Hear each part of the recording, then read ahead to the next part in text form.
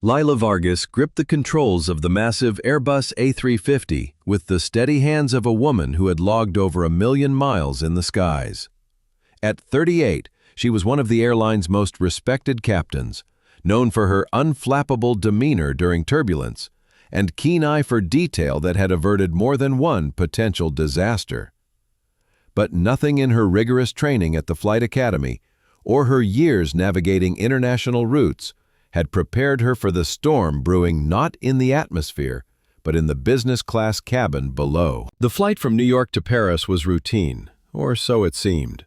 The cabin hummed with the soft murmur of affluent passengers, executives tapping away on laptops, couples sipping champagne, and the occasional celebrity hidden behind oversized sunglasses.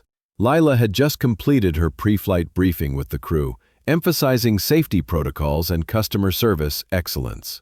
As she made her way through the cabin for a final visual check, her pilot's uniform crisp and authoritative, she exchanged polite nods with the flight attendants. Then, as she passed row 3, her world tilted on its axis. In seat 3A sat Victor Kane, her brother-in-law, the billionaire tech mogul whose face graced Forbes covers and whose marriage to her younger sister Elena was the envy of high society. But Victor was not alone. Draped across his arm was a stunning blonde woman, her emerald eyes sparkling with laughter as he fed her a ripe strawberry from a silver tray. The gesture was intimate, possessive, and kind, reserved for lovers, not business associates. Lila froze mid-step, her heart pounding like the engines during takeoff. She blinked, willing the image to dissolve like a mirage born of fatigue from back-to-back transatlantic flights. But no, it was real. Victor's profile was unmistakable.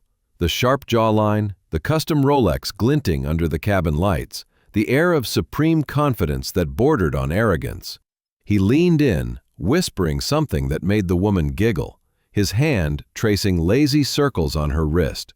A mirror of the affectionate touch Lila had seen him give Elena at their lavish wedding reception 10 years ago. Excusing herself with a professional smile, Lila continued her rounds, but her mind raced faster than the jet stream. Victor had told Elena he was heading to London for investor meetings, a story Elena had shared just days ago over a family dinner. Yet here he was, en route to Paris with this stranger. The woman's accent, caught in a snippet of conversation as Lila passed by again, was distinctly Eastern European, Russian or Ukrainian, laced with a sultry timbre that spoke of sophistication and secrets. "Of course, madam," Lila replied evenly when the woman requested an extra blanket, her voice betraying none of the turmoil inside. As she retrieved it from the overhead bin, she stole glances, her pilot's observational skills kicking in like autopilot. The woman's name, overheard in a murmur, was Nadia Petrova. Her cheekbones were high and sharp, her skin flawless save for a faint scar above her left eyebrow, a mark that hinted at a life far more complex than the luxury she now inhabited. Diamonds adorned her ears and wrists, pieces that screamed bespoke craftsmanship from Paris's Rue de la Paix, worth more than Lila's annual salary. Victor's hand rested possessively on Nadia's thigh, a casual intimacy that screamed long-term affair. They shared jokes in hushed tones, clinking champagne flutes purchased with his black Amex. The same card linked to Elena's household accounts. Lila's stomach churned. This wasn't a fling, it was a parallel life, meticulously constructed. Discreetly, she positioned her phone, capturing photos and a short video, as Victor paid for more bubbly, his wedding ring catching the light mockingly. "Darling," Nadia purred, toying with that ring like a trinket. "When will you tell her about us?" Victor's laugh was low, laced with cruelty, making Lila's blood boil. "Tell Elena? Why shatter a perfect setup? She runs the home, hosts my galas, and stays out of my way. You, my love, are the passion. Some wives are for show, others for fire. I need both." The words hit Lila like a sudden drop in cabin pressure. Elena, her brilliant sister, a Harvard-educated philanthropist who had sacrificed her career to support Victor's empire, was reduced to a prop. Nadia pressed further.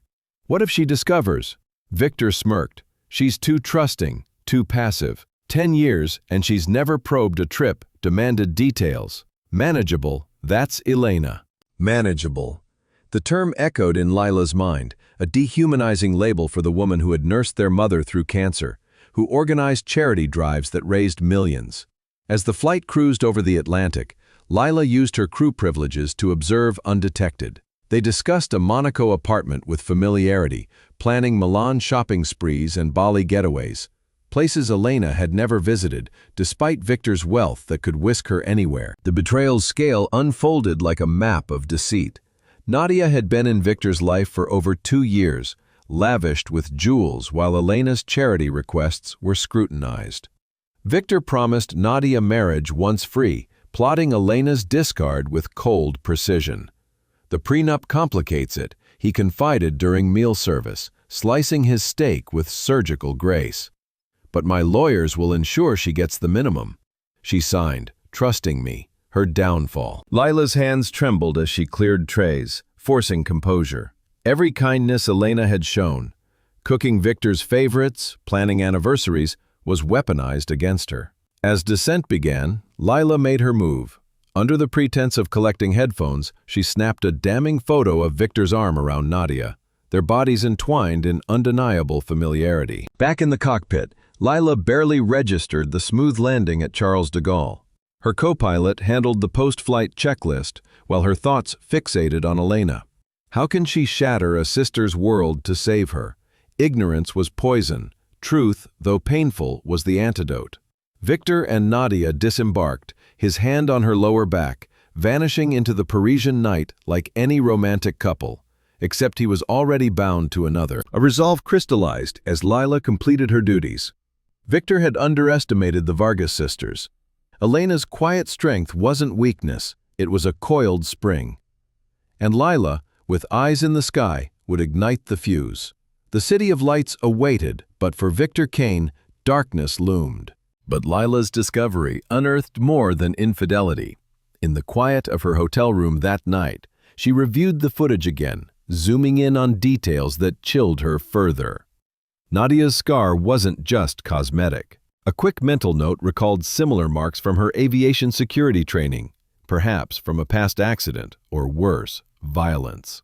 And Victor's mentions of offshore accounts hinted at financial crimes beyond personal betrayal. Lila hesitated. Should she involve authorities now, or let Elena decide? Flashbacks flooded her. Gila and Elena had been inseparable growing up in a modest Brooklyn home. Lila, the adventurous elder, pursued flying to escape poverty's gravity. Elena, the intellectual, married into wealth but retained her humility. Their parents' pride in Elena's fairy tale union now felt tainted. Lila dialed Elena's number, then hung up, better in person. But as she boarded her return flight, a passenger's overheard conversation about corporate fraud echoed Victor's schemes. Was his empire built on lies, too? The journey home was turbulent, not from weather, but an inner storm. Lila imagined Elena's reaction: denial, tears, then fire. She prepared mentally, scripting the revelation. Upon landing in New York, she drove straight to Elena's penthouse, evidence in hand. The doorman waved her up, unsuspecting. Elena opened the door, radiant in a designer dress, preparing for Victor's fabricated return. "Sister, what a surprise." Lila's face said it all. "We need to talk, now." As they sat in the opulent living room, Lila played the video. Elena's composure cracked, but only briefly. She paused the footage, studying Nadia's face. "I've seen her jewelry in our statements and disguised as business expenses." Lila gasped. "You knew?" "Not everything," Elena admitted, voice steady. "But suspicions grew. The late nights, the private calls. I started documenting quietly." Lila hugged her. "Then let's end this." But Elena's eyes gleamed with strategy. Not just end, dismantle. He's not just cheating, he's stealing from everyone, including me. Together, they pored over the evidence until dawn. Lila added her observations. Nadia's accent suggested ties to Russian oligarchs, perhaps explaining Victor's risky deals. Elena revealed her own findings, subtle discrepancies in household finances. The sisters bonded anew, forging a pact. Victor's arrogance would be his undoing. As morning broke, Lila left, promising support. Driving away, she glanced back at the towering building. Shadows lifted. A new day dawned for the Vargas women. But for Victor, the flight path led straight to ruin. Lila Vargas stepped off the plane at Charles de Gaulle Airport, the city of lights sprawling before her in a twilight haze. The familiar bustle of the terminal did little to ease the weight pressing on her chest. In her carry-on bag, tucked securely among flight manuals and personal effects, were the damning photos and video clips from the flight. Each one felt like a grenade, primed to explode the fragile piece of her sister's life. As she navigated customs, her mind replayed the scenes in vivid detail. Victor's smug laughter, Nadia's possessive gaze, the casual cruelty in their whispered plans. She hailed a taxi to her layover hotel in the heart of Paris, the Eiffel Tower looming like a mocking sentinel. The ride was silent save for the driver's radio crooning French ballads, but Lila's thoughts screamed. Nadia Petrova repeated the name like a mantra. The woman's Slavic features, high cheekbones, and piercing emerald eyes suggested Eastern European roots, perhaps Russian or Ukrainian. That faint scar above her left eyebrow intrigued Lila. It could be from a childhood accident or something more sinister, like a brush with danger in a world of shadowy dealings. Victor had lavished her with luxuries, diamonds that rivaled museum pieces, a wardrobe from haute couture houses. How many millions had he funneled to her while Elena scrimped on household budgets, believing in their shared future? Settling into her hotel room, a modest suite overlooking the Seine, Lila pulled out her phone and reviewed the evidence again. The video captured Victor's voice clearly. Elena is manageable. The word twisted like a knife. Elena, with her gentle spirit and fierce intelligence, was reduced to an asset in his portfolio. Lila zoomed in on Nadia's jewelry, noting the custom engravings, perhaps from an exclusive atelier on Place Vendôme. A quick mental calculation. Those earrings alone could fund a small charity, the kind Elena championed. Victor's black Amex statements would show it all, disguised as business expenses. But deeper analysis revealed layers of deception. In one clip, Victor mentioned an apartment in Monaco, not just visited, but owned, with staff and security. Lila's pilot instincts kicked in. She cross-referenced flight logs in her mind. Victor's frequent Paris trips aligned with Nadia's presence. Was she more than a mistress? Her accent hinted at connections to influential circles, maybe oligarchs who could facilitate Victor's shady deals. Lila recalled aviation briefings on international money laundering. Victor's empire in tech might mask illicit flows. Her phone buzzed, snapping her from reverie. A text from Elena. How was the flight? Safe landing? Lila's fingers hovered over the keyboard. She could not drop this bomb via message. Instead, she called, her voice steady despite the inner quake. Elena, we need to talk. In person. Now. Elena's response was warm but puzzled. Lila? Everything okay? You sound urgent. Not over the phone. I am coming over tomorrow when I land back in New York. Promise me. Do not call Victor or text him about anything unusual. There was a pause, the line crackling with unspoken tension. Okay, sis, I will wait, but you are scaring me. Is it mom or dad? No. The call ended, leaving Lila staring at the Parisian skyline. She knew the storm was coming, a Category 5 hurricane of betrayal and fury. Elena deserved the truth, but how could she deliver it without shattering her completely? Lila paced the room, the river below reflecting city lights like scattered diamonds. She imagined Elena in their opulent penthouse at home, perhaps selecting wine for Victor's return, planning to hear tales of never-mentioned London deals. Lila ordered room service to distract herself. A simple croque monsieur and espresso, though her appetite was gone. As she ate mechanically, she pieced together more. Nadia's scar. Could it be tied to a past life? A quick search in her mind recalled similar marks from self-defense classes. Perhaps Nadia had escaped something violent. And Victor promises her, freedom soon, a life of luxury without hiding. He planned to discard Elena like obsolete software, his tech empire's metaphor for human relations. Lila lay awake that night, the hotel bed too soft compared to her usual crew rest bunks. Flashbacks to family gatherings haunted her. Victor charming their parents, Elena beaming with pride. How had it come to this? By morning, resolve hardened. She boarded her return flight, this time as a passenger, her mind charting a course not through clouds, but through confrontation. Landing at JFK, Lila rented a car and drove straight to Elena's building in Manhattan. The doorman, recognizing her, buzzed her up without question. Elena opened the door, concern etching her beautiful features. "Lila, come in. What is this about?" They settled in the living room, floor-to-ceiling windows framing the cityscape. Lila pulled out her phone, hands steady from years of cockpit precision. "Elena, Victor was not in London. He was on my flight to Paris with another woman." Elena's face paled, but she nodded slowly. "Show me." Lila played the video, watching her sister's expression shift from confusion to recognition to cold fury. The strawberries, the whispers, the manageable label. Elena paused it midway. "That gesture," she murmured. "He did that to me on our honeymoon." Lila reached for her hand. "I am so sorry. But there is more. They talked about divorcing you, taking everything via the prenup. He has been with her for years." Elena stood, walking to the window, her reflection merging with the bustling streets below. "I suspected something, the trips, the distance, but this." She turned, eyes blazing. "Who is she?" "Nadia Petrova. Eastern European. Scar here." Lila pointed. "Victor buys her everything. Apartments, jewels." Elena nodded, a plan forming. "I have access to his accounts. Subtly, I started tracking anomalies months ago. Not because I knew, but because I wanted to understand his world better." Lila's eyes widened.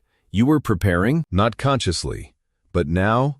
"Yes." Elena's voice gained strength. "He thinks I am passive. Quiet does not mean weak." The sisters huddled over Elena's laptop, cross-referencing Lila's evidence with financial trails, disguised transfers to KM Consulting, Nadia's initials, jewelry receipts from Paris. Elena's fingers flew across keys. "Look, a property deed in Monaco, in a shell company name." Lila whistled. "He is hiding assets. This is fraud." "More than that." Elena's tone darkened. "He mentioned handling me like a business problem." As evening fell, they plotted. Lila suggested involving lawyers immediately, but Elena demurred. "Not yet. I need to gather more. Act normal when he returns." Victor texted Elena. "Landing soon, love. Missed you." She replied sweetly. "Can't wait, darling." Lila stayed for dinner, and the sisters shared a meal laced with strategy. Elena revealed her secret portfolio, notes on Victor's deals and contacts. "I learned quietly, hosted his events, but listened, remembered." "Impressive," Lila said.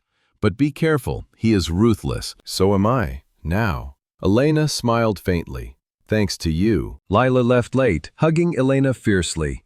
"Call if anything feels off." Driving home, Lila felt a mix of relief and dread. The whispers from Paris had reached New York, igniting a fire. But would it consume Victor or them all? The next day, Victor returned early, arms full of gifts. Elena played the perfect wife, accepting earrings with grace. "Peony, good to see you," he said to Lila, who had stopped by. "Just checking on sis," Lila replied coolly. Paris' flight was eventful. Victor's eyes flickered, but he recovered. "Lovely city. Should take Elena there." "Oh, I am sure," Lila said, excusing herself. Alone with Elena, Victor spun London tales. She listened, cataloging lies. That night, as he slept, Elena slipped to her desk, adding to her dossier. The whispers had become a roar in her mind. Paris had unveiled the mask. Now vengeance beckoned. But unknowns lingered. Nadia's full role. Was she an accomplice or pawn? And Victor's empire. How deep the rot? Elena vowed to unearth it all, her quiet life transforming into a battlefield. Elena Vargas stood at the marble counter in her immaculate London townhouse, arranging a bouquet of white roses in a crystal vase. The evening light spilled through the tall windows, warming the room with a golden glow. The dinner she had been preparing for hours simmered quietly on the stove, fragrant with rosemary and garlic. She moved with the grace of a woman who had spent years perfecting the performance of domestic bliss. To the world, she was the flawless wife, the elegant hostess, the loyal partner to a powerful man. Inside, however, her chest was tight with unease, though she did not know why. The doorbell rang sharply. Elena frowned. Victor was not expected until late. She wiped her hands on a linen cloth and quickly approached the door. When she opened it, her sister stood there. Lila Vargas, still in her pilot's uniform, her hair pulled back in a severe knot, eyes blazing with a fire Elena recognized too well. Without a word, Lila stepped inside. She carried a slim leather folder pressed to her chest, as though it contained something fragile and dangerous. Elena forced a smile, uncertain. Elena said softly that you flew in without calling, trying to keep her tone light. Lila set the folder on the dining table, beside the polished silverware Elena had laid out for Victor's return. Her voice was low, but urgent. We need to talk. Elena's hands trembled as she reached for the folder. She opened it and froze. Inside were photographs, grainy but undeniable. Victor Kane, her husband, was sitting in an airplane plush cabin. His arm was draped casually across the back of a leather seat. Beside him was a woman with sharp Slavic features and a small scar cutting through her eyebrow. The two of them leaned close, laughing, their faces nearly touching. Elena flipped to the next photo, her breath catching. There were receipts, transfers of obscene amounts of money, jewelry boxes, and a lease for a Parisian apartment. Finally, there was a recording on a slim device that Lila pushed toward her. Listen, Lila urged. Elena pressed the button. Victor's voice filled the room, rich, arrogant, unmistakable. He was laughing with the woman, Nadia Petrova. The words were cruel, dripping with contempt. She is so easy to manage, Victor sneered. Elena will sign whatever I put in front of her. Once the divorce is done, the assets are mine. A sharp sound escaped Elena's throat, half gasp, half sob. She dropped the recorder as though it had burned her fingers. The words echoed in her skull, easy to manage. Assets. Not a wife, not a partner, but a possession to be discarded. Lila placed a hand on her shoulder, firm and protective. I had to tell you. I could not let you keep living in his lie. For a long moment, Elena stared at the roses she had arranged, their petals glowing under the chandelier. The life she had built, the role she had played, all seemed like a fragile stage set about to collapse. Her heart pounded, but slowly the storm of pain settled into something colder, sharper. She looked up at her sister, and her eyes were no longer soft with despair. They glittered with resolve. I suspected, Elena whispered. She straightened, her voice steadying. I felt the cracks long ago. That is why I have been preparing. Lila blinked in surprise. Preparing. Elena closed the folder with deliberate calm. For years, I studied his company. Every meeting, every document, every careless comment he let slip. He thought I was nothing more than his pretty ornament. But I learned. I learned how he moves money, builds his empire, and where the weak points lie. Lila searched her sister's face, astonished. You knew. I did not know about her, Elena admitted, her tone hardening. But I knew he was a man who could betray. Tonight, you have given me proof, and now I am free. Tears welled in Lila's eyes, not from sadness, but from pride and fear intertwined. Free? Yes, Elena said firmly. Free to decide my future. Free to destroy him before he destroys me. The two sisters held each other, their bond rekindled in the fire of betrayal. Elena's voice dropped to a whisper near Lila's ear. We will not tell anyone yet. Let him believe I am still blind. That is how we win. A key rattling at the front door cut through the moment like a blade. Both women froze. Victor's heavy steps echoed in the hall. He was home earlier than expected. Elena moved quickly, slipping the folder beneath a cushion on the couch. Her face smoothed into its familiar, serene mask, practiced through years of society dinners and magazine photo shoots. Victor entered, tall and commanding, his tailored suit crisp, his cologne heavy in the air. He smiled as though nothing were amiss. Elena, my darling, he said warmly, crossing to kiss her cheek. You look radiant. Her skin prickled under his touch, but she did not flinch. She met his gaze with the same calm affection she had always offered, hiding the storm behind her eyes. Lila stepped forward, her expression carefully neutral.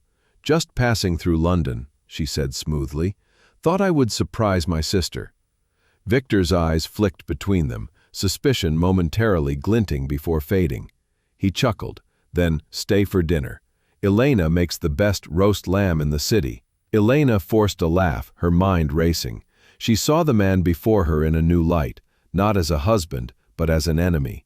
Each gesture, each word, each smile now reeked of calculation and deceit. Yet she mirrored his charm flawlessly, serving him wine, asking about his trip, while her heart plotted his downfall. As they ate, Elena studied him with cold clarity. She noticed the arrogance in the tilt of his head, the way he dismissed Lila's questions with shallow answers, the casual cruelty hidden beneath polished manners. Every detail was evidence, every careless smirk, and another nail in the coffin she was building for him. When the evening finally ended, Lila kissed her sister goodbye, whispering at the door, "Be careful." Elena squeezed her hand. "Trust me, the game has only just begun." She returned to the dining room, where Victor poured himself another glass of wine, his tie loosened, his guard down. He smiled at her, indulgent, secure in his delusion of control. Elena sat across from him, her smile just as warm, her voice gentle.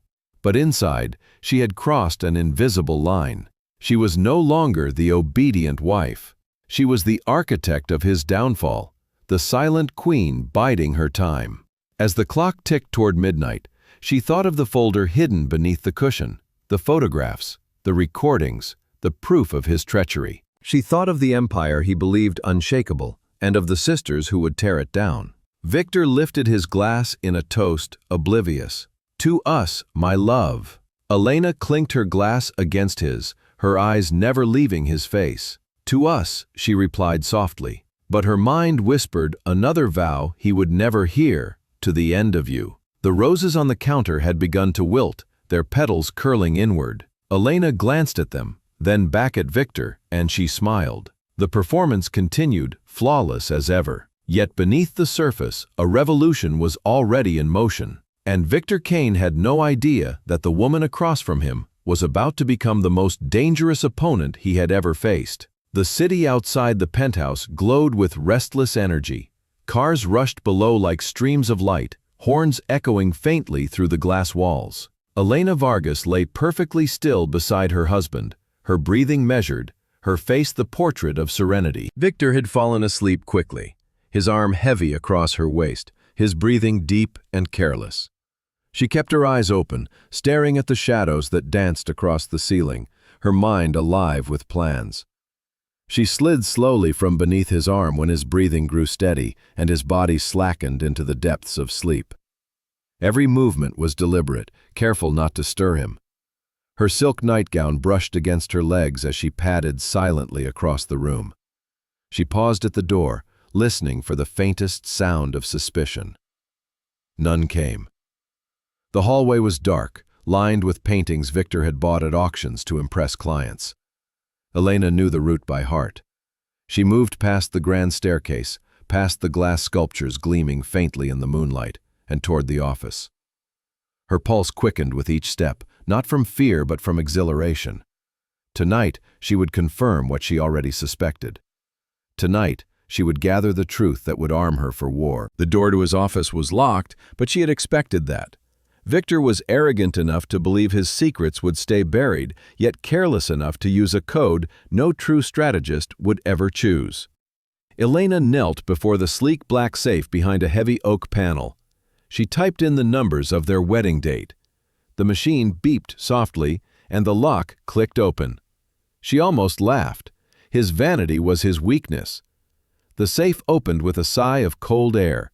Inside lay a stack of folders, glossy property deeds, and several black-bound ledgers.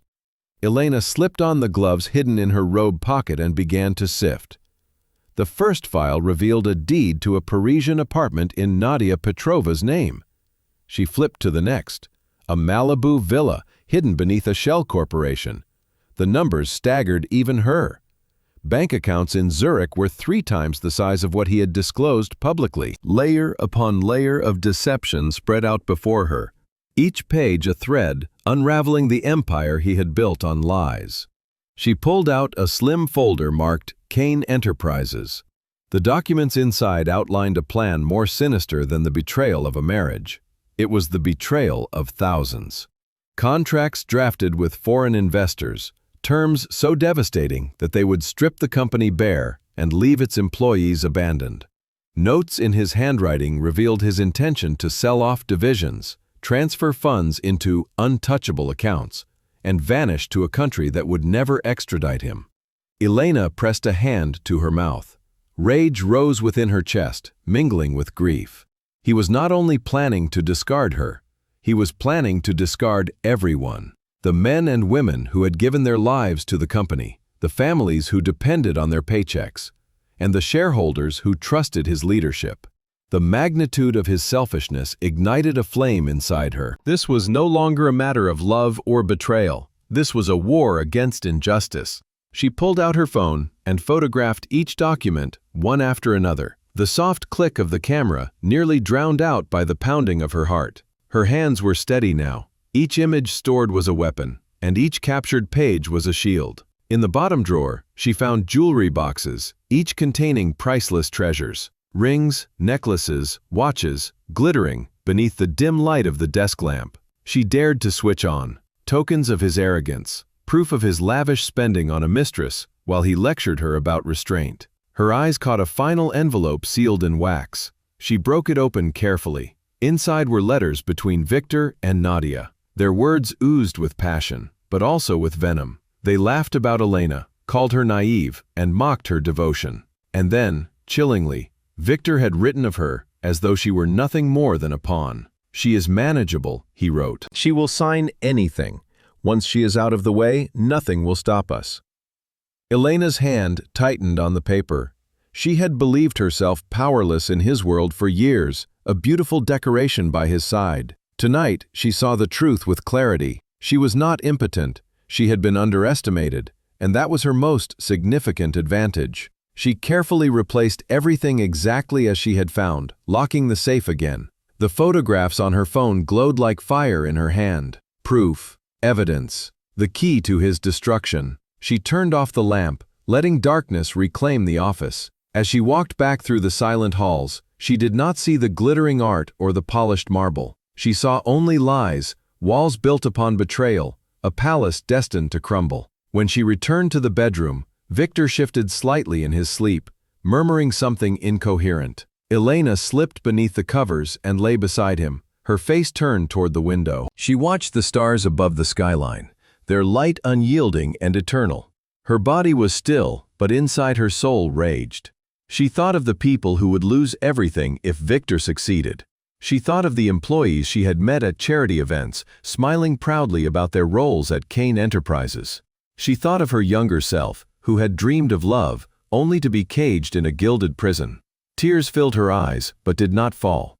She would not cry for him. She would not waste her grief on a man who saw her as nothing more than property. Instead, she whispered words he would never hear silently into the night. "You are not my master, you are my enemy." As dawn's first light crept across the sky, painting the horizon in pale gold, Elena finally allowed her eyes to close. She had not slept, yet her mind was alive with clarity. She was no longer the wife who smiled politely and stayed quiet. She was a strategist, armed with secrets and fueled by fury. Beside her, Victor stirred, stretching lazily before pulling her close. His lips brushed her forehead. "Good morning, my love," he muttered, unaware of the war brewing beside him. Elena forced her lips into a soft smile, her voice sweet and steady. "Good morning," but in her mind, she was already plotting. She saw the boardrooms where his empire would collapse, the headlines that would scorch his name, the prison walls that would close around him. She saw herself walking free, her dignity intact, her strength undeniable. The game had shifted. The queen was awake. And Victor Kane had no idea that the woman beside him was the architect of his ruin. The city roared to life beyond the glass walls, and Elena rose. She dressed silently, her movements deliberate, her mind already crafting the plan's steps. She glanced again at Victor, still tangled in the sheets, his face softened by sleep comfort. He looked peaceful, he looked harmless, but she knew the truth. And soon the world would know it too. As she stepped into the new day, Elena felt the weight of her discovery settle on her shoulders, not as a burden but as a crown. A crown forged from betrayal, sharpened by pain, destined to gleam in the light of her vengeance. And so began the quiet revolution of a woman once underestimated, now unchained, ready to burn down the empire built on lies and rise from the ashes as something far greater than Victor Kane could ever imagine. The autumn air in New York carried with it the scent of ambition. Skyscrapers reached for the sky with a hunger mirrored in Elena Vargas's own. She walked through the gates of Columbia University, blending in with students half her age, their backpacks stuffed with dreams and textbooks. To them, she was just another woman returning to school, perhaps chasing a hobby, possibly chasing a title. None of them knew she was pursuing a war. Victor believed she had enrolled in an art history course to occupy her time. He smirked when she mentioned it, dismissing the idea with a wave. A charming distraction, he called it, as though her education were a child's game. Elena smiled sweetly, never correcting him. In truth, she had slipped into the MBA program, her name hidden under her maiden name, her tuition paid with an inheritance Victor had forgotten existed. The same arrogance that had led him to use their wedding date as a safe code blinded him now. He did not see the storm gathering in plain sight. Her days began with lectures on corporate strategy, late nights dissecting case studies, and hours spent in the library reading everything from financial reports to histories of hostile takeovers. At first, she felt like an imposter, a wife dressed in silk and jewels pretending to belong among sharp young minds. But as weeks passed, she found herself thriving. Numbers made sense, strategies unfolded in her mind with clarity, and slowly she realized she was not pretending. She belonged here. In a seminar on corporate ethics, she met Julian Torres, a lawyer with dark eyes and a voice that carried the weight of battlefields fought in courtrooms. He specialized in dismantling corrupt empires from the inside. His questions in class were sharp, and his papers were devastating in their logic. Elena watched him argue and felt the spark of recognition. Here was someone who could teach her not just how to learn, but how to fight. They began to talk after class. At first, it was small professional exchanges about readings and assignments. But one evening, as rain streaked the windows of a quiet cafe near campus, Elena confided more. She spoke of corruption hidden in plain sight, of companies rotting under the weight of arrogance. She never used Victor's name, never revealed the details, but Julian's gaze sharpened. He leaned forward, his voice steady. Whoever they are, if they underestimate you, they are already losing. His words lingered with her long after she left the cafe. She thought of Victor, his laughter with Nadia, and the empire he was trying to strip bare. Already losing, she repeated to herself. Her network began to grow. Sophia Grant, a fierce businesswoman who had once competed against Victor in Europe, became an unlikely ally. Over wine after a guest lecture, Sophia spoke freely of his failures, of deals gone sour and bridges burned. Elena listened, memorizing every detail. Ethan Reed, a former partner cast out by Victor years ago, joined their conversations, his bitterness sharpened into precise knowledge. He described fraud hidden in complex transactions, tricks Victor had used to climb higher at the expense of others. At night, Elena returned home to the penthouse, to the man who kissed her cheek and asked about her little art classes. She nodded and laughed, careful never to reveal the depth of her education. He would never imagine she was building a network designed to destroy him. Yet even as her knowledge grew, so did her doubt. She caught herself wondering if she was becoming the very thing she despised. Victor had built his empire on manipulation and betrayal. Was she not doing the same, learning the language of power to wield it against him? One evening in class, the professor asked a question that struck deep. When does ambition become corruption? Elena stared at her notes, her pen frozen above the page. She could not stop the thought.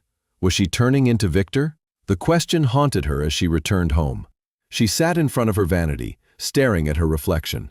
The pearls at her throat, the flawless skin, the perfect smile. She had once thought these were signs of success. Now they felt like armor. Who was she beneath it all? The answer came unexpectedly. Victor walked in, loosened his tie, and laughed at her books spread across the table. Still with your little hobby. You will never understand real business. The words struck her like a slap, but instead of pain, she felt clarity. He would never see her as an equal. To him, she was a child playing dress-up, a doll dressed in gowns and diamonds. He mocked what he did not understand. At that moment, Elena knew the difference between them. Victor pursued power to control, to consume, to discard. She pursued knowledge not for greed, but for freedom. She was not becoming him, she was rising above him. Her determination hardened. She returned to class with a new focus, her questions sharper, her projects more daring. Julian noticed the change. After one particularly intense debate, he pulled her aside and said softly, "You are preparing for a war, aren't you?" Elena met his gaze, calm and steady. "I am preparing to survive." Weeks turned into months. Her nights were filled with secret meetings, her days with carefully crafted lies. She grew skilled at moving between worlds, the loyal wife in Victor's shadow and the determined strategist in classrooms and cafes. With each lecture, each whispered conversation, she sharpened the tools she would one day use to cut him down. The dual life was exhausting, but she thrived under the weight. For years, she had lived as a woman defined by someone else's power.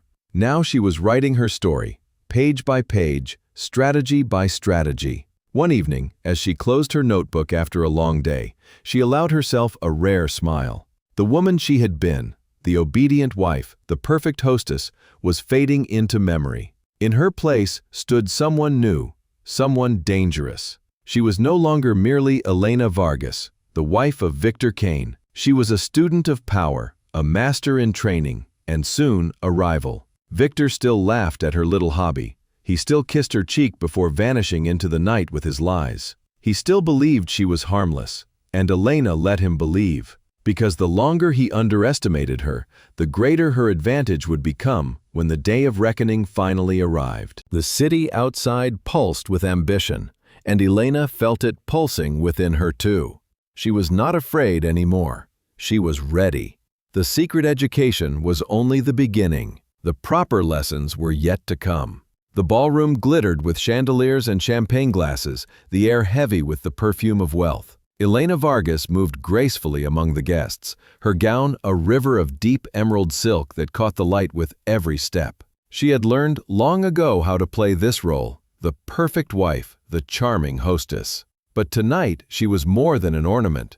Tonight she was a strategist weaving her net, strand by delicate strand. Victor was away on another business trip, likely with Nadia, and Elena used his absence to her advantage. At events like these, she was expected to smile and flatter, to reassure nervous investors that Kane Enterprises was unshakable. But she had a different mission. She was not here to protect Victor. She was here to dismantle him. She found Marcus Lang near the bar, a tall man with graying temples and eyes sharpened by decades in finance. He was a senior member of the Kane Enterprises board, a man Victor dismissed as cautious and outdated. Elena approached with a smile that conveyed both warmth and vulnerability. "Marcus," she said softly, as though confiding a worry, "Victor has been so tense lately. I fear he makes decisions too quickly without listening." Marcus studied her carefully, his brow furrowed, and he lowered his voice. "You are not the first to notice.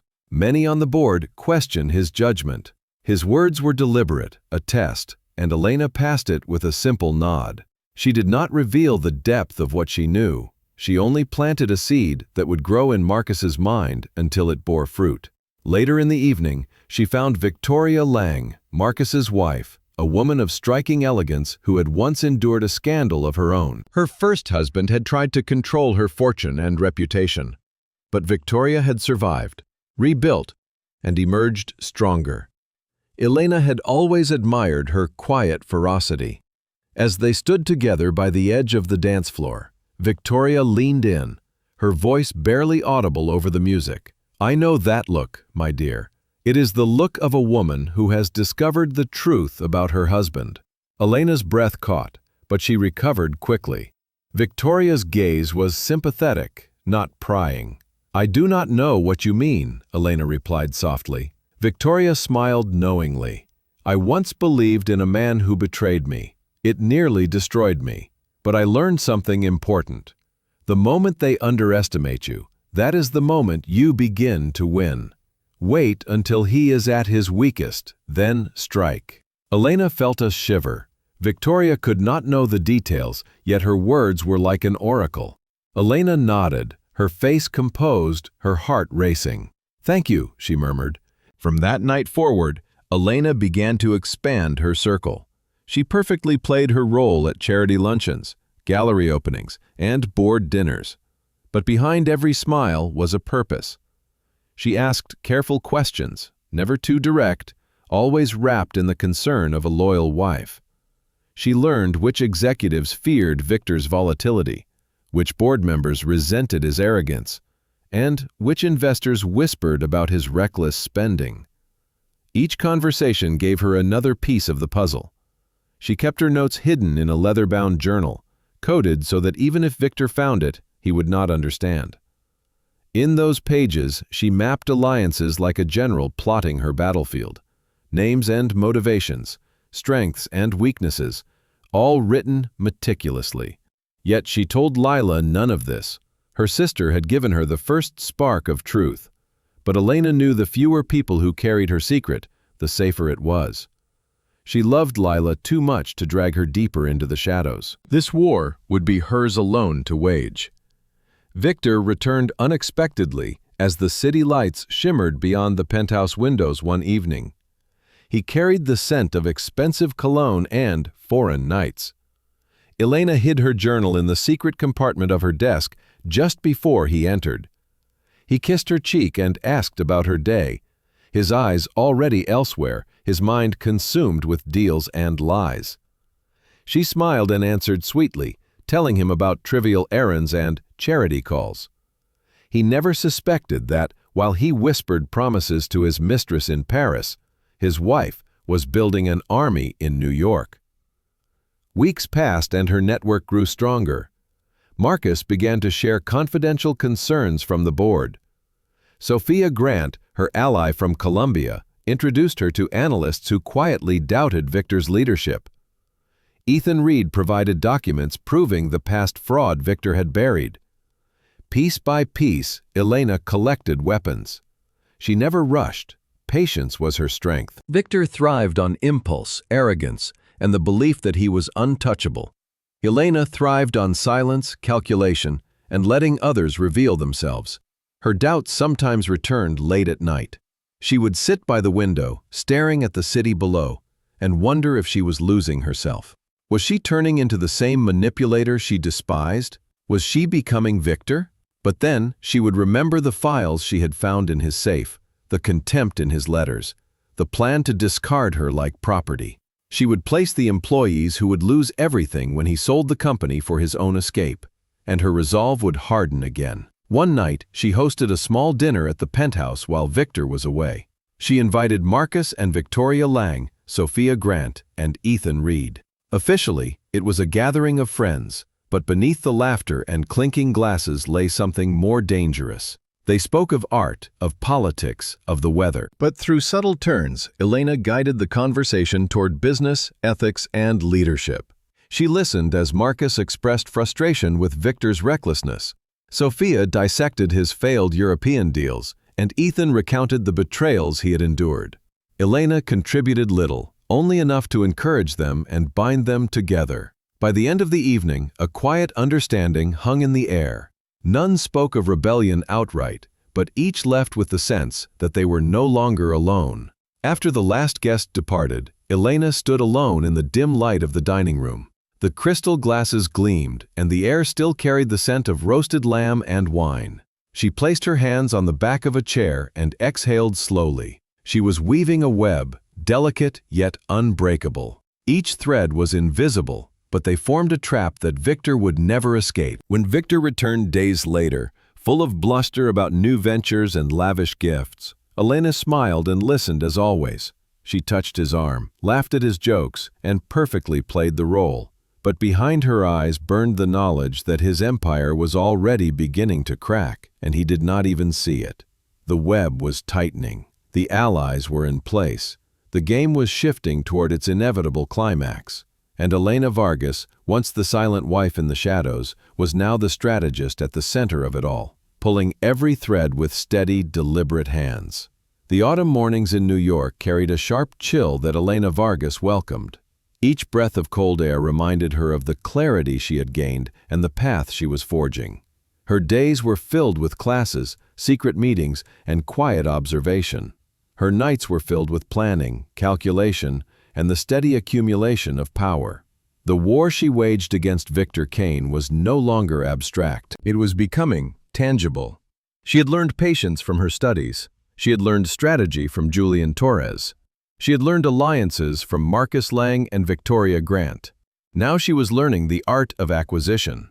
Every move she made was deliberate. Every investment is calculated. She had created a shell company, a private entity funded from her grandmother's inheritance, designed to operate invisibly in the market. Victor believed she was distracted by art classes and charity work. He laughed at her little hobbies when they crossed paths at dinner. He never suspected she was quietly purchasing stock in Kane Enterprises. Elena worked through brokers who never asked questions. She bought shares in small quantities, never enough to draw attention, always under different names. She used the turmoil Victor had created in his company to her advantage. Reports of failed deals in Europe, the abrupt dismissal of trusted managers, and rumors of financial instability had lowered the stock price. Elena seized the opportunity. Each purchase was another step toward control. Weeks became months, and her ownership grew without drawing notice. The shell company became the perfect weapon. Victor's arrogance closed his eyes to the possibility that his wife was orchestrating what he feared most, his fall. At Columbia, Julian began to notice changes in her. She was quieter now, more deliberate, always carrying herself with the poise of a woman who understood her power. One afternoon after class, he pulled her aside. "You have been careful," he said, "but patience alone will not be enough. You will need alliances when the time comes to act." Elena nodded, though she had already been building those alliances quietly. Marcus Lang had become a steadfast confidant. Sophia Grant offered insider insight from her own experiences. Ethan Reed provided corroborating documents and insight into the inner workings of Victor's empire. Together, they formed a silent coalition, each member bound by different grievances but aligned in one purpose. Elena called Marcus privately one evening. She suggested a discreet meeting at his office. There, away from prying ears, she laid out her progress. 31% of Kane Enterprises now rested under her shell company's name. She did not boast. She spoke with calm precision, as though stating facts rather than triumphs. Marcus's eyes widened slightly. He said softly that it was enough to call a vote of no confidence. Elena nodded.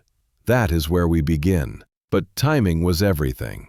Victor was distracted, entangled in affairs and investments, his attention scattered. Elena could not afford to reveal her hand too soon. She oversaw him, noting his arrogance, tendency to dismiss warnings, and overconfidence in his control. These were weaknesses she intended to exploit. She continued her quiet acquisitions, buying more shares whenever opportunity presented itself. She moved under the radar, letting Victor bleed resources into ventures that benefited only his ego. The more he spent on illusions, the easier it became for her to secure her stake. Each step deepened her resolve. Her network of allies expanded with careful introductions and subtle persuasion.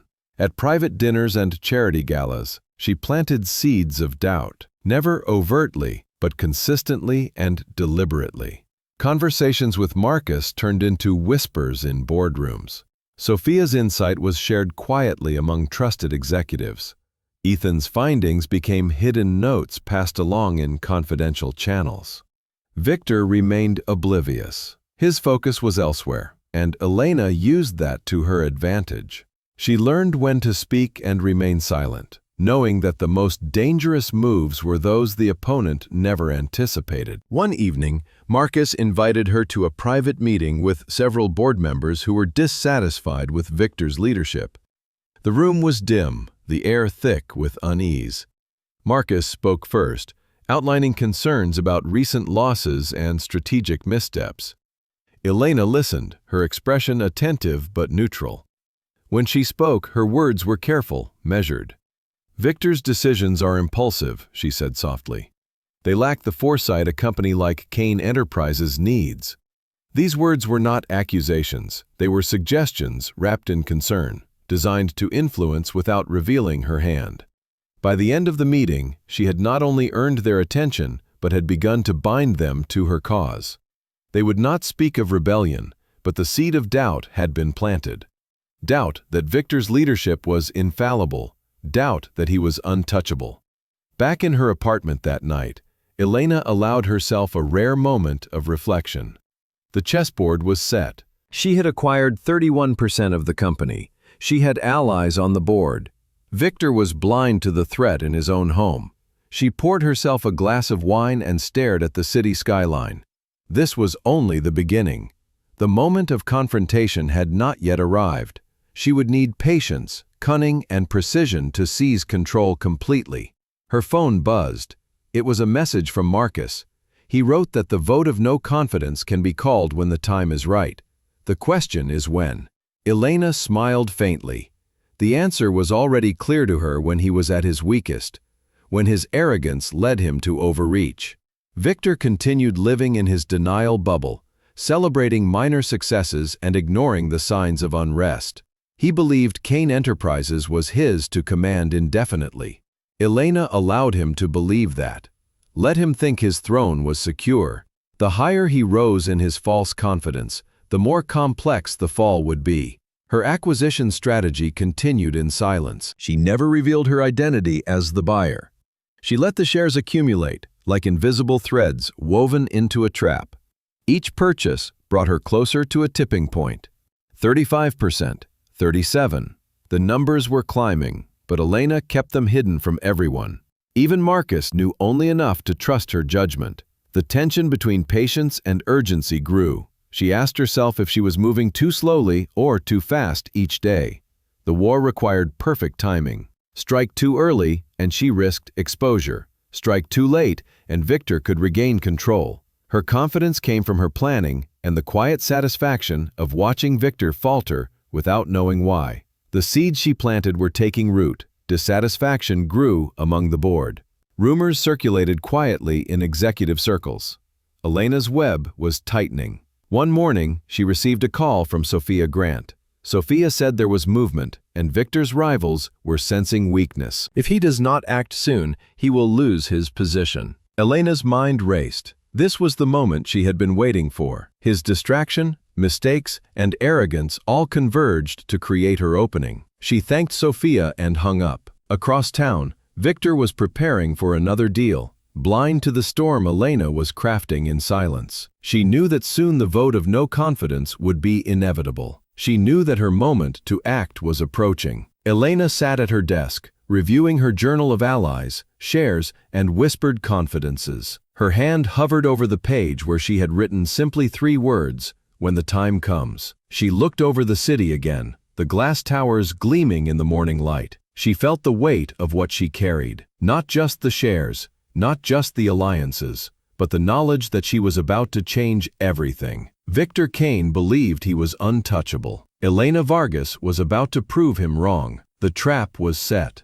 The allies were in place. The moment of action was coming.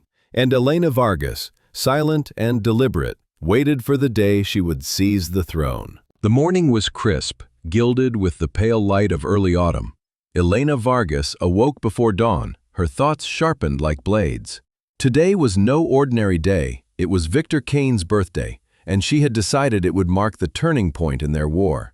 Everything she had built in silence, the alliances, the shares, the intelligence, would converge. Today would change everything. She dressed slowly, deliberately, in a gown of deep crimson that spoke of elegance and quiet power. The fabric flowed around her as she moved through the penthouse. Victor still slept, oblivious to the storm gathering beside him. Elena paused by the bed, watching him. His chest rose and fell with careless ease. She placed a soft kiss on his forehead and whispered, "Good morning." He murmured something incoherent and rolled away. The day began like any other, with cordial greetings and polite exchanges. Yet beneath the surface, Elena moved with purpose. At breakfast, she spoke of nothing but trivialities, ensuring Victor felt the illusion of normalcy. She allowed him to believe she remained distracted by her classes and charity work. He never questioned her. His focus was elsewhere, already consumed by his own affairs. She had already made arrangements. 6 weeks earlier, she had contacted the Securities and Exchange Commission, providing them with irrefutable evidence of Victor's misconduct. It was not revenge born of impulse. It was calculated and patient, built on the documents and photographs she had taken months before. Now the wheels of justice were in motion. The investigation was complete. Today, the agents would act. Her phone vibrated quietly on the table, a message from Marcus Lang. "The operation is ready. They will arrive at the office this morning." She smiled faintly. The time had come. Victor arrived at the office later that morning, unaware of the gathering storm.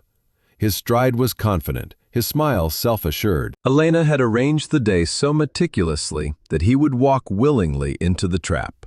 She had sent subtle assurances that nothing unusual would occur, ensuring his guard was down.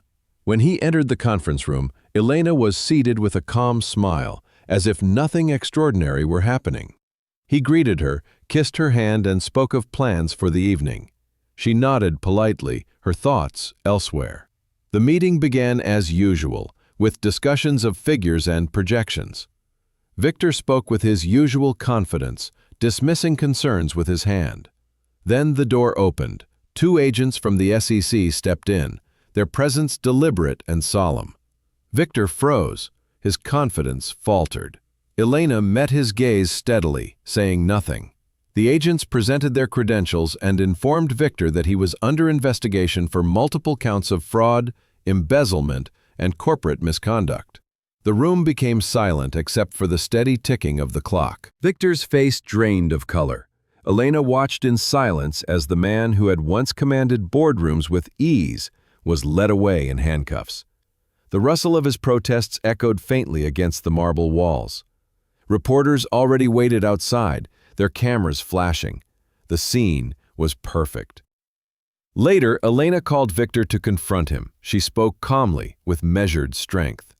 "Do you think I am manageable?" Victor asked bitterly, his voice trembling. "I know everything," Elena replied softly. "Nadia, the accounts, the plans to sell the company and run. I know." Victor's silence was telling. Her words cut deeper than any accusation. Elena placed a folder on his desk, the divorce papers inside. "This is your birthday gift," she said. He looked at her, stunned, betrayed, humiliated.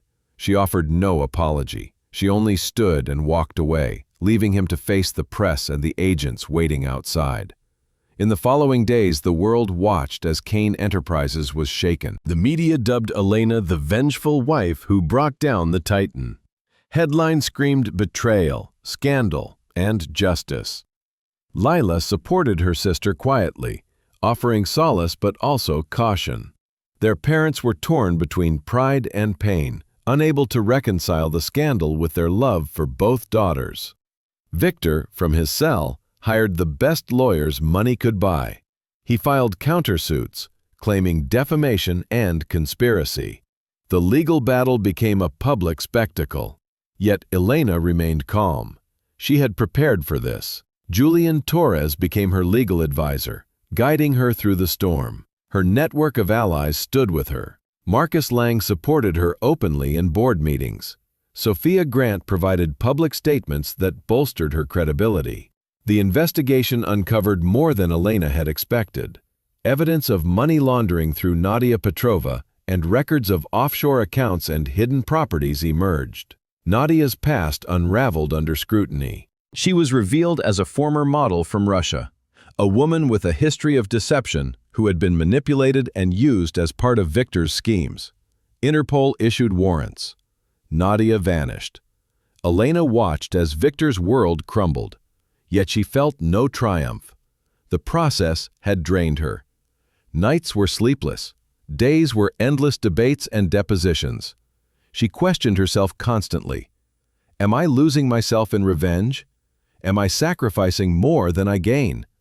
But each time doubt crept in, she remembered the documents in her possession, the faces of employees who would lose their livelihoods, the betrayal written in Victor's own hand. Her resolve hardened again. She was not acting out of spite alone. She ensured justice and safeguarded the future of those who depended on Kane Enterprises. In court, she stood with dignity, her voice steady as she answered questions. She presented her evidence precisely, dismantling Victor's defenses piece by piece. Her lawyers exposed every detail of his schemes. The case became a landmark for its scale, and the woman dismantling a corporate empire. Victor's countersuits were dismissed one by one. The court ruled against him on multiple counts. He faced the loss of freedom and the end of his control. 20 years in prison for fraud and embezzlement became his sentence. From prison, Victor wrote to Elena. His words were a mixture of regret and bitterness, a plea for forgiveness that Elena read and then destroyed. She would give him nothing, no mercy, no satisfaction. The divorce was finalized quietly. Kane Enterprises was shaken, but not broken. Elena's careful planning had ensured the company's survival. The board moved quickly to appoint interim leadership, and Marcus Lang proposed Elena for the role. She stood before the board, calm, composed, and unyielding. Her speech was measured. She spoke not of vengeance, but of rebuilding. She promised transparency, fairness, and renewal. Her words carried weight. The board voted unanimously. Elena Vargas became CEO of Kane Enterprises. The day she took the oath of leadership, she knew nothing would ever be the same. The road ahead would be difficult, but she was prepared. She had won more than a battle. She had claimed her freedom. The bloody birthday was not simply a day of reckoning. It was the moment Elena transformed her pain into power, her betrayal into justice, her vengeance into a new beginning.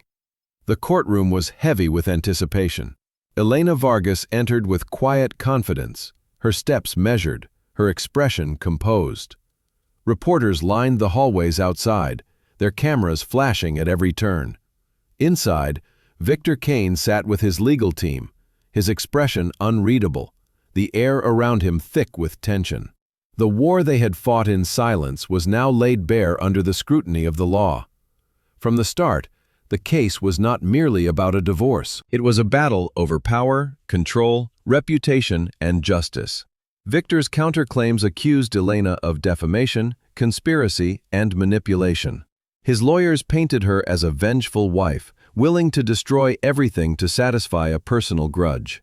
Elena's defense was built not on emotion but on meticulous evidence. Every transaction, every email, every hidden account she had discovered was presented with precision. Julian Torres stood by her side, a calm presence in the storm. His experience in corporate law became their most potent weapon. In the weeks before the trial, they prepared exhaustively. Witnesses were called, documents were cross-examined. Elena's allies, Marcus Lang, Sophia Grant, and Ethan Reed, provided testimony, each corroborating her gathered facts. The media dubbed her case the trial of the decade. Headlines varied from calling her the avenging angel to accusing her of playing a dangerous game of power.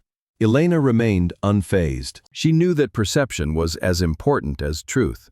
Every statement she made in court was carefully crafted to preserve her integrity while dismantling Victor's defenses. The first days of the trial were grueling. Victor's team attacked her credibility, suggesting her actions were driven by personal vengeance rather than justice. They questioned her motives for enrolling at Columbia, implying her MBA was a guise for a calculated scheme. But Julian countered with clear evidence that her enrollment had been genuine, and that her acquisitions were executed within legal boundaries. Each testimony brought new revelations. Sophia Grant detailed Victor's failed European ventures, providing documents that exposed financial mismanagement and deliberate concealment of losses. Ethan Reed testified to Victor's history of fraudulent practices, offering proof of offshore accounts and manipulated contracts. Marcus Lang spoke of boardroom tensions and the growing unease among investors, confirming Elena's position as a legitimate leader with foresight. Victor took the stand in the third week. Initially, he was composed, presenting himself as a wronged husband, fighting to protect his legacy. But under cross-examination, cracks appeared. His own words from private communications were read aloud, showing his plans to hide assets, sideline board members, and transfer company property for personal gain. The courtroom murmured with each revelation. Elena oversaw him, her expression unreadable. She felt no joy in his humiliation. This was not about triumph over him personally. It was about proving the truth, ensuring accountability, and reclaiming what had been stolen. Outside the courtroom, public opinion shifted. Supporters of Elena grew louder. Victims of Victor's schemes came forward with stories of losses and betrayals. Advocacy groups began framing her case as one of corporate ethics and accountability. The narrative changed. Elena was no longer seen solely as a wronged wife, but as a symbol of justice fighting a corrupt empire. The trial stretched on for months. Elena endured endless questioning, the strain of public scrutiny, and the emotional toll of reliving her betrayal in a legal arena.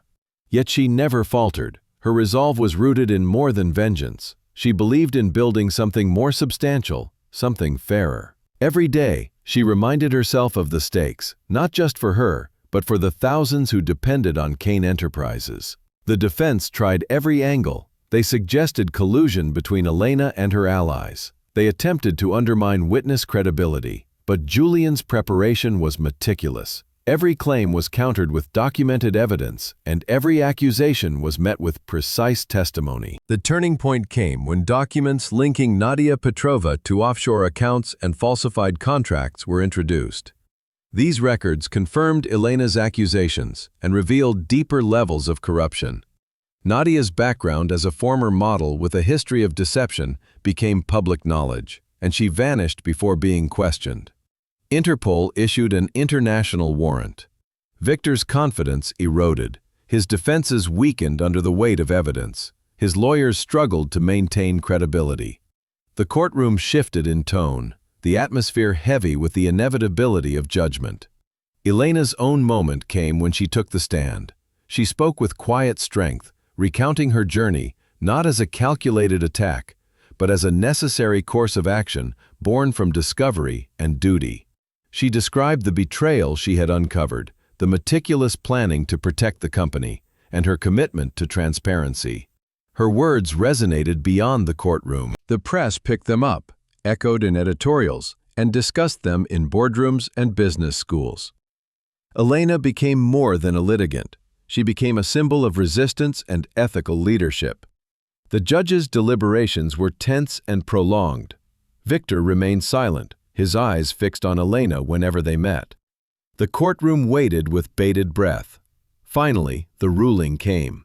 Victor Kane was found guilty of fraud, embezzlement, and corporate misconduct. The court ordered 20 years imprisonment and heavy financial restitution. His countersuits were dismissed. Victor's legal team filed appeals, but the damage was done. His reputation was destroyed, his power stripped away. Elena won not only the case, but also the war.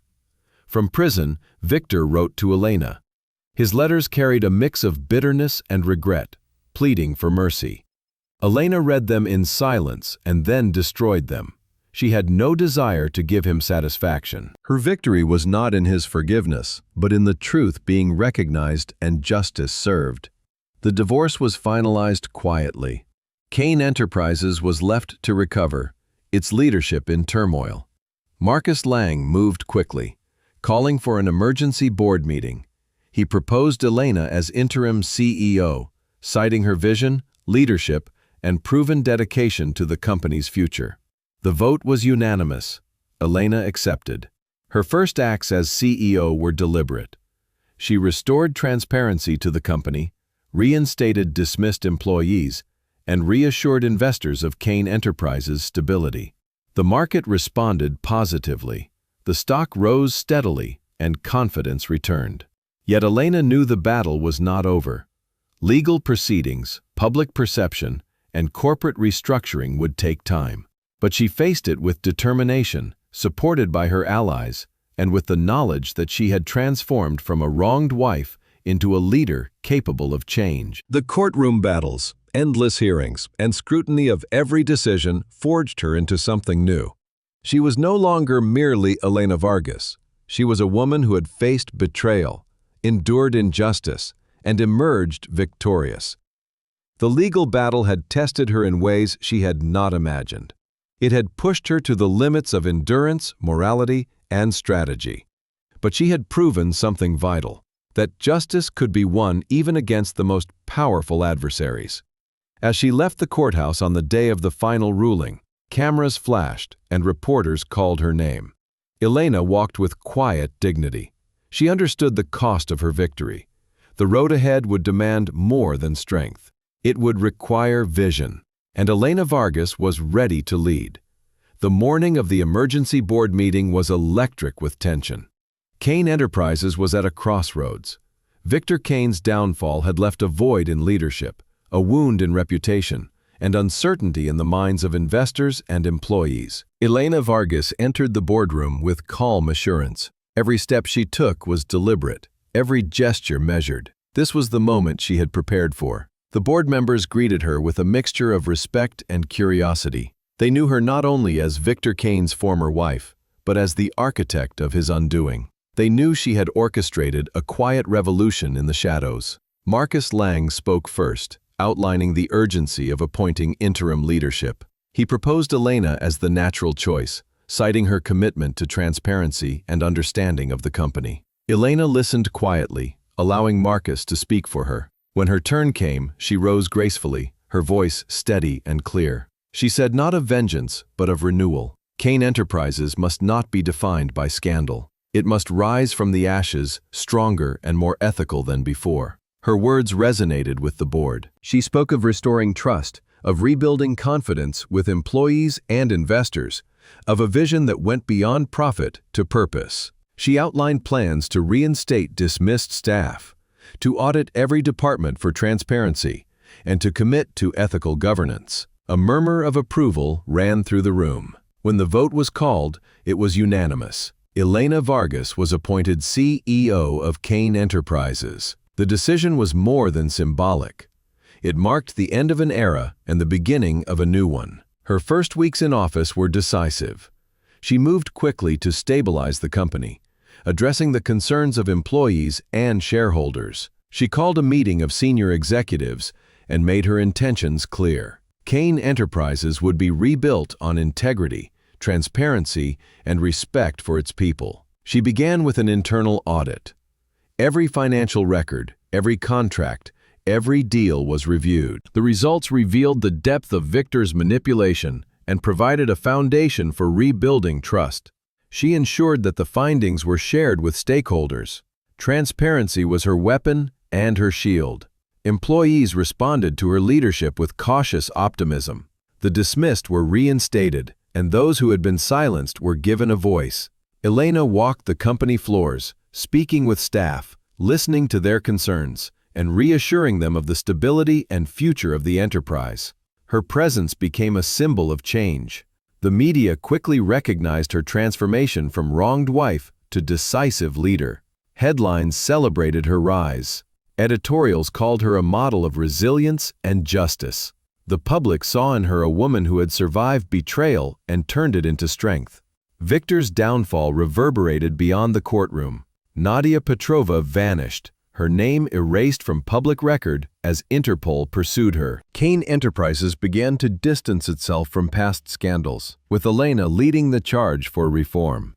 But power brought new challenges. Thomas Wright, a senior executive loyal to Victor, resisted her changes. He questioned her decisions in meetings, challenging her authority. Elena met opposition with calm resolve. She addressed concerns directly, presenting data, strategy, and vision. Her strength was not in silencing dissent, but transforming it into constructive dialogue. Marcus Lang became her strongest ally, guiding her through board politics. Sophia Grant offered strategic advice, drawing from her experiences dismantling corrupt systems. Ethan Reed worked behind the scenes to ensure all legal and financial matters were aligned with Elena's vision. Together, they formed a leadership council that strengthened her position. Elena's reforms began to yield results. Kane Enterprises regained investor confidence. Financial reports showed steady recovery.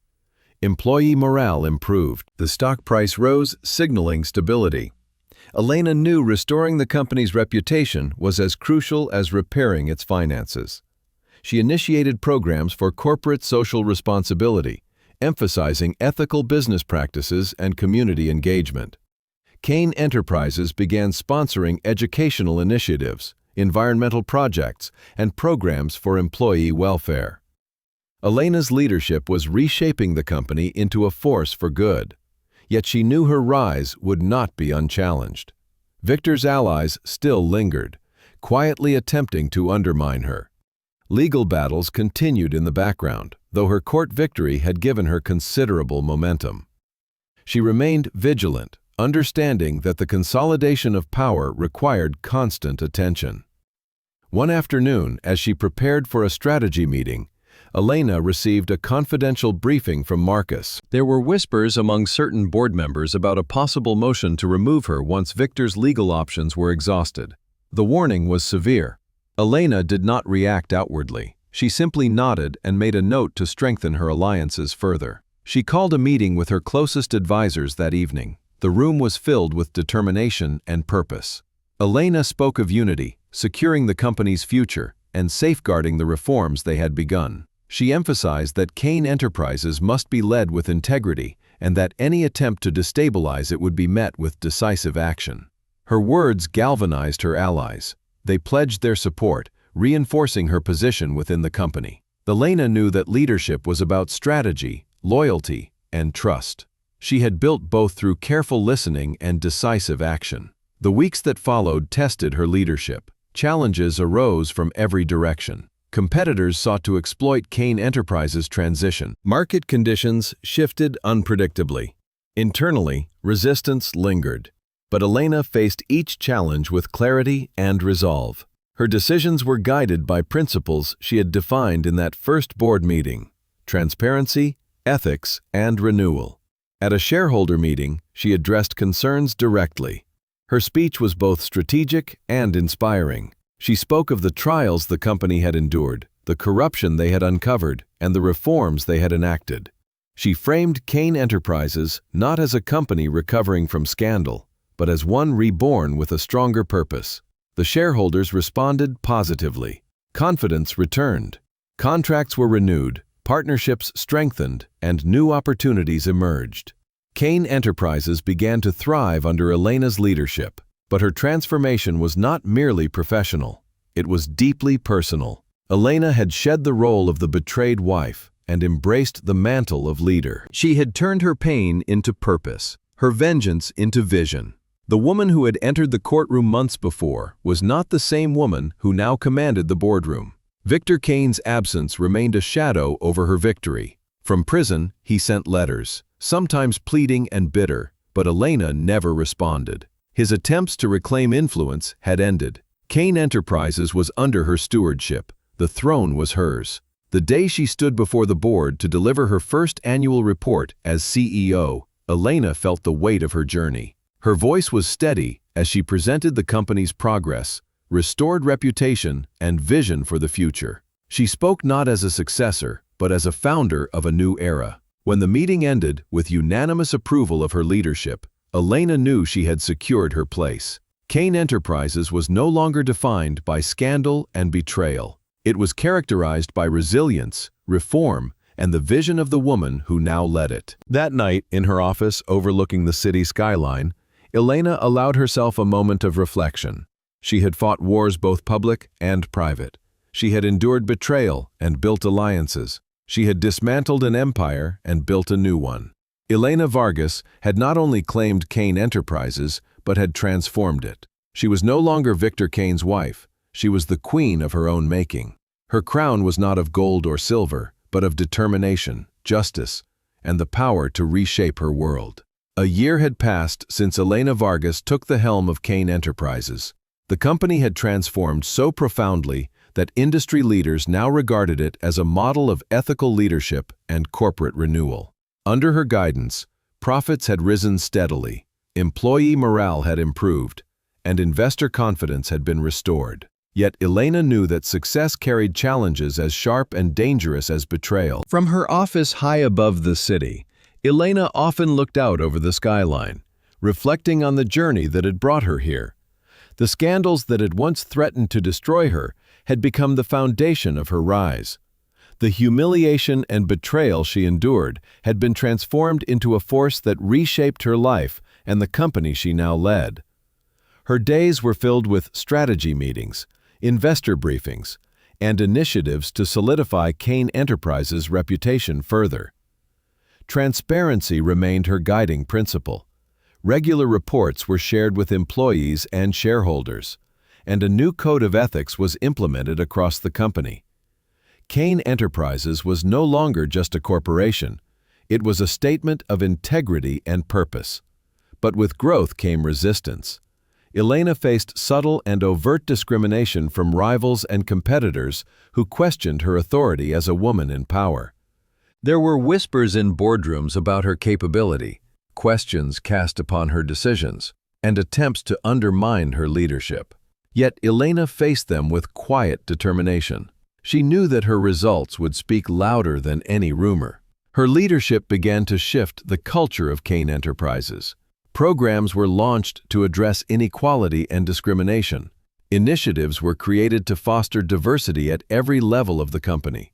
Employees were encouraged to speak openly, to challenge ideas, and to innovate without fear of retribution. Elena believed that authentic leadership was not about control, but about empowerment. One afternoon, she met with Sophia Grant in her office. Sophia had become more than an ally. She was a mentor and a strategist who helped Elena navigate the complex political landscape of corporate leadership. Sophia congratulated her on the progress, but warned her that challenges were still ahead. There were still loyalists to Victor within the company, and outside forces that sought to destabilize Kane Enterprises. Elena nodded, understanding the truth in Sophia's words. Change was never complete. It required vigilance and resilience. She thanked Sophia for her counsel and resolved to strengthen her leadership further. Marcus Lang became her closest advisor within the boardroom. His unwavering support provided her with both political and strategic advantage. Together, they worked on expanding the company's influence globally while ensuring that Kane Enterprises remained true to its mission of integrity and transparency. Victor Kane remained imprisoned, his name tarnished. Yet his shadow lingered. Former allies whispered of his potential return, and the threat of his influence remained in the background. Elena had no intention of allowing him to regain any power.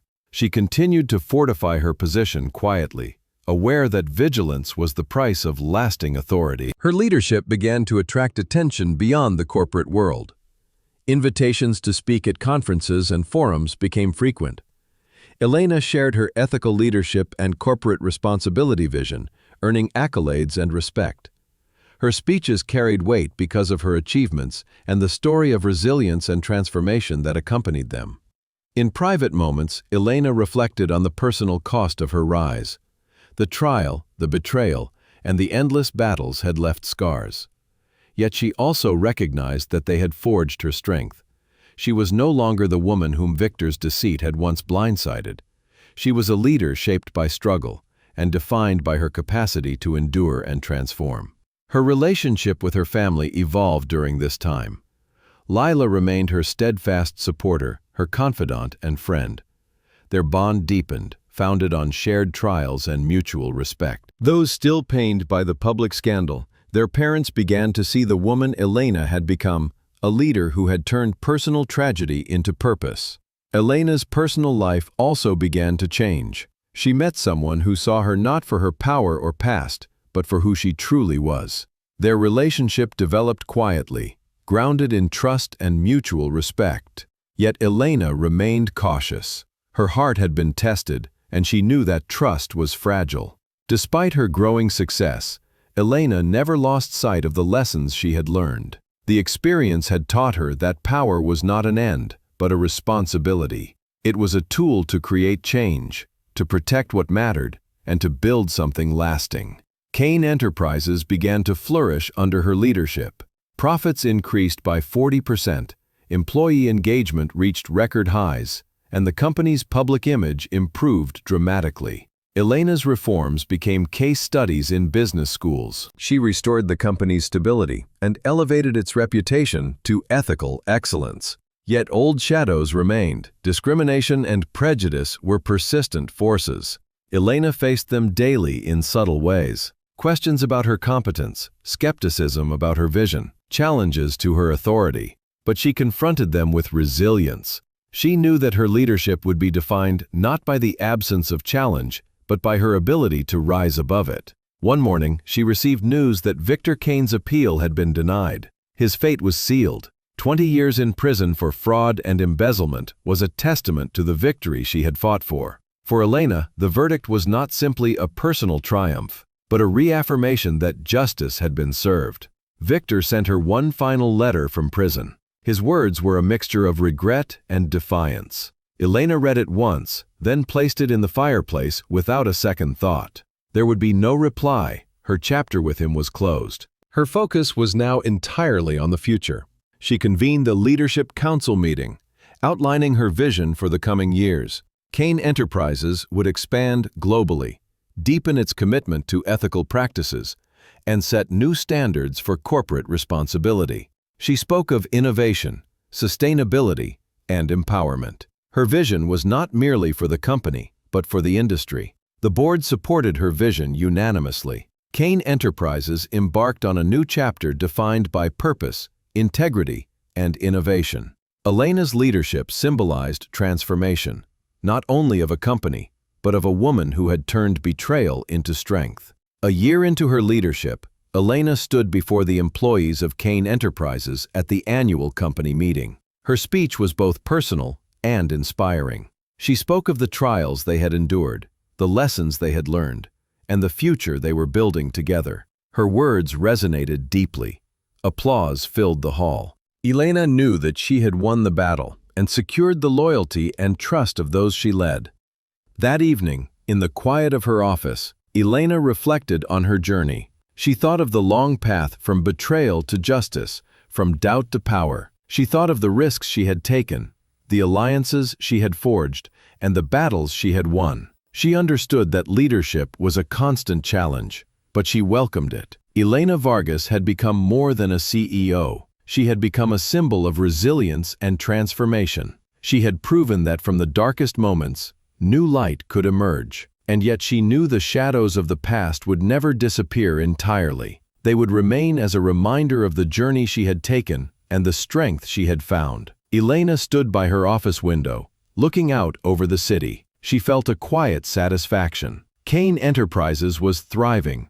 Justice had been served, and she had claimed her place. But she also knew that true power was not simply about victory.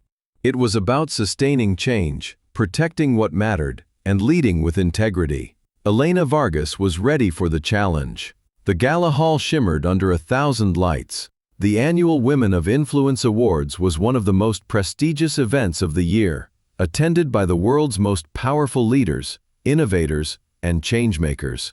This year, all eyes were on Elena Vargas. She was not just a nominee. She embodied the story that the event celebrated. A woman who had risen from betrayal to lead with integrity and purpose. Elena entered the hall with quiet grace, her gown a deep emerald that spoke of strength and renewal. The applause that greeted her was not simply for her achievements as CEO of Kane Enterprises, but for the journey she had endured. Cameras flashed, journalists whispered. Every step she took was a testament to her transformation from the woman who had been wronged to the leader who now inspired millions. The evening was filled with speeches, honors, and accolades. When Elena's name was called, the applause was thunderous. She walked to the stage with measured steps, her expression composed. This was more than recognition. It was a moment of affirmation for everything she had fought for. Standing at the podium, Elena looked out at the audience. She saw faces filled with admiration, curiosity, and respect. She knew this moment was not just about her. It was about the ideals she represented. The power of resilience, justice, and transformation.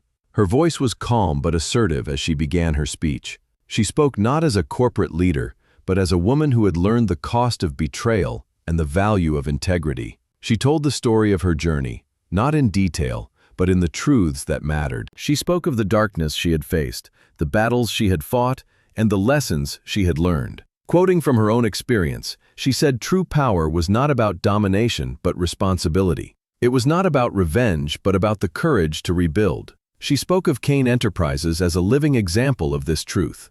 The company had been reborn because it embraced transparency, fairness, and ethical leadership.